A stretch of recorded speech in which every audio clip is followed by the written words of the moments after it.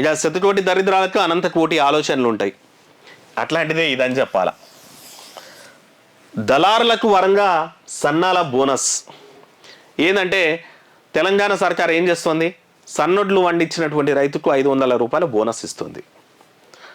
So దీంట్లో కూడా దళాలు ఇంకా తమ రాజ్యాన్ని అయితే నడిపిస్తున్నారంట. మరి వాళ్ళు అట్లా చేస్తుంటే అధికారుల మద్దతు లేదంటే లోకల్ లీడర్ల మద్దతు ఎవరిదో అయితే ఉంటుంది. అవి లేకుండా ఇవన్నీ అయితే జరగవు. ఏంది వాడుతుంది అంటే పక్క రాష్ట్రాల నుంచి వడ్లు తెస్తున్నారంట. అంటే ఫర్ ఎగ్జాంపుల్ ఈడ మన దగ్గర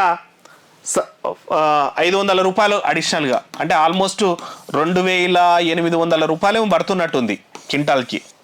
2850 రూపాయలు కింటాల్కి పడుతున్నట్టుంది. ఈ దళారులు ఏం చేస్తున్నారంట అంటే దీంట్లో కూడా దందా చేస్తున్నారంట.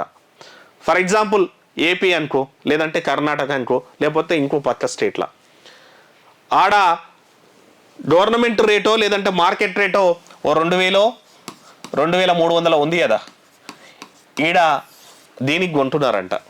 అంటే 2000కు 2300కు వడ్లు కొంటున్నారంట ఆడ. ఆ వడ్లను తెలంగాణలో తెచ్చి తెలంగాణలో గవర్నమెంట్కి అమ్ముతున్నారంట మళ్ళా.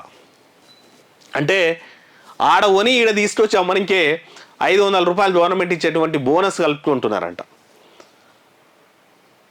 అర్థమైంది కదా. అంటే ఓ 100 క్వింటాలు తెస్తే ఓ 80,000 రూపాయలు అన్నట్టు. 2000కు కొంటే ఈడ 2800. అంటే జస్ట్ ఆడ కొని ఈడ అమ్మనికే అది కూడా గవర్నమెంటే హ్యాపీగా. మళ్ళీ ఏడనో అమ్మాల్సిన అవసరం లేదు, బియ్యం పట్టాల్సిన అవసరం లేదు, మిల్లింగ్ చేయాల్సిన అవసరం లేదు. ఆడ కొని ఈడ అమ్ముతున్నారట.